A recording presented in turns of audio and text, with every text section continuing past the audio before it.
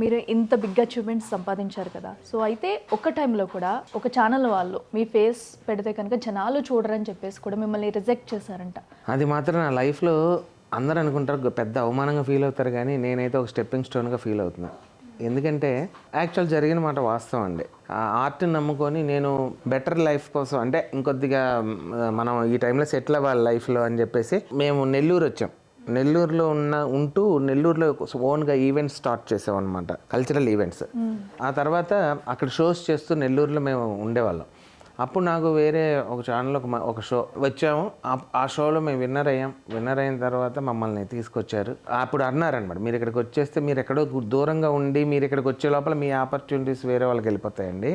ఇక్కడ ఉండి ప్రయత్నం చేస్తూ మీరు రెగ్యులర్గా ఇక్కడ ఫీల్డ్లో సెటిల్ అవ్వాలనుకుంటే ఇక్కడ ఉంటే అవుతుంది, కానీ ఎక్కడో ఉండి ఇక్కడ చేయాలంటే కష్టం. మీరు వస్తే అవకాశాలు ఇస్తాం అన్నట్టుగా వేరే వాళ్ళు ఒకళ్ళు ప్రామిస్ చేశారు నాకు. ఆయన నమ్ముకొని మేము అక్కడ ఉన్న ఈవెంట్స్ ప్రోగ్రామ్స్ వదులుకొని ఫ్యామిలీతో వచ్చేసాను నేను.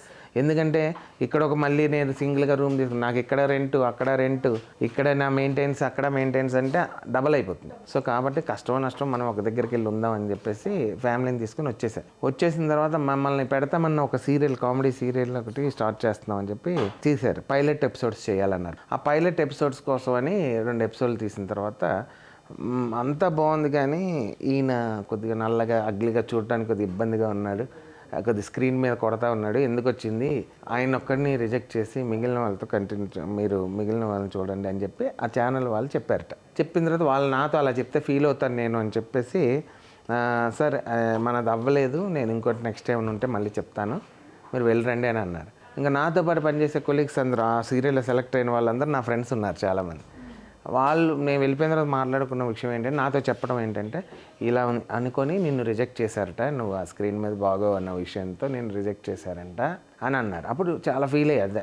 కామెడీకి గ్లామర్కి పనే ఉందండి. కామెడీకి యాక్చువల్గా ఇప్పుడు ఒక వడివేలు గారు కానీ బాబు మోహన్ గారు కానీ, అంటే వాళ్ళకి కించపరచడం కాదు, వాళ్ళు అద్భుతమైన గ్లామర్ అని కాదు, హాస్యాన్ని మనం ఎదుటి వాళ్ళని నవ్వించగలిగే టాలెంట్ మనలో ఉంటే సరిపోద్దు. కానీ దానికి గ్లామర్ అది మన టాలెంటే మన గ్లామర్ యాక్చువల్గా. సో దాని గ్లామర్ ఏంటని చాలా ఫీల్ అయ్యాను నేను. ఇంటికి వచ్చి ఫీల్ అయ్యి మేము బాధపడిన, నేను ఒక దశలో అయితే మా ఆవిడ ఒళ్ళో పడుకుని ఏడ్ చేసే. మంచిగా ఈవెంట్స్ చేసుకుంటూ మనం హ్యాపీగా ఉండేవాళ్ళం. రాంగ్ స్టెప్ వేసి అన్నీ వదిలేసి హైదరాబాద్ వచ్చామా, ఇలా అయింది ఏంటి రాంగ్ అనేసి చాలా ఫీల్ అయితే, ఏం కాదు ఇప్పుడు మనం ఈవెంట్స్ చేసి అంతో ఇంతో సంపాదించుకున్నాం. సో మనం ఒక 1 year వరకు అయితే మెయింటెనెన్స్ అవుతాం, ఏ ప్రోగ్రామ్ లేకపోయినా 1 year వరకు అయితే మెయింటెనెన్స్ అవుతాం. ఈ 1 year నువ్వు సిన్సియర్గా ట్రై చేయి. ఆ 1 year అవ్వలేదా, మళ్ళీ మనం నెల్లూరు గూడూరు వెళ్ళిపోయి మన షోస్ మనం చేసుకుందాం. మనకు ఆ టైంలో మిమ్మల్ని అలా గైడ్ చేయడం చాలా గ్రేట్. నిజంగా నిలదొక్కుని ప్రయత్నం చేశాను, సిన్సియర్గా ట్రై చేశాను.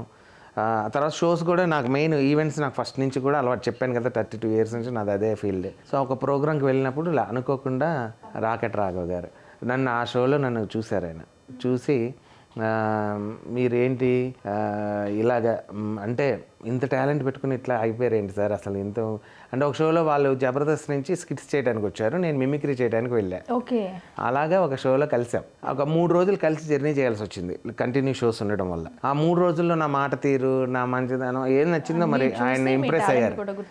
గుర్తించి స్టేజ్ మీద నా పెర్ఫార్మెన్స్ కూడా చూసి అప్పుడు ఆయన అన్నారన్నమాట, ఒకసారి డైరెక్టర్ గారు వాళ్ళకి పరిచయం చేస్తాను, మీరు ఒకసారి మళ్ళీ ఆఫీస్కి రండి అని చెప్పేసి అని రమ్మంటాం. అలాగ మళ్ళీ వెళ్దాం. అక్కడ డైరెక్టర్స్ వాళ్ళు కూడా ఏదో రాఘవ్ గారు చెప్పారని తీసుకోలేదు, వెంటనే నాకు ఒక ఆడిషన్ లాగా పెట్టి దాంట్లో కూడా నేను చేయగలిగితేనే తీసుకొని, ఇంకా రాఘవ్ గారు తీసుకొచ్చారు కాబట్టి ఆయన టీంలోనే కంటిన్యూ చేయమని చెప్పేసి అలా పెట్టి, అక్కడ కూడా నాకు టాస్క్ మళ్ళీ ఒక 2 షెడ్యూల్ చూడండి, ఈయన సింక్ అవుతున్నా అంటే ఇండివిజువల్గా ఆయన మంచి ఆర్టిస్ట్, బట్ స్కిట్ అనేది గ్రూప్లో సింక్ అవ్వాలి మనం వాళ్ళతో. సో ఆ టైమింగ్ అవన్నీ సింక్ అవుతున్నాయి లేదో ఒకసారి చూసుకొని మీరు ఓకే అనుకుంటే కంటిన్యూ చేయండి అని చెప్పేసి చెప్పడం జరిగింది. అలా రాఘవ్ గారు నన్ను తన టీంలోకి చేర్చుకున్నారు. For more videos like this, subscribe Big TV channel.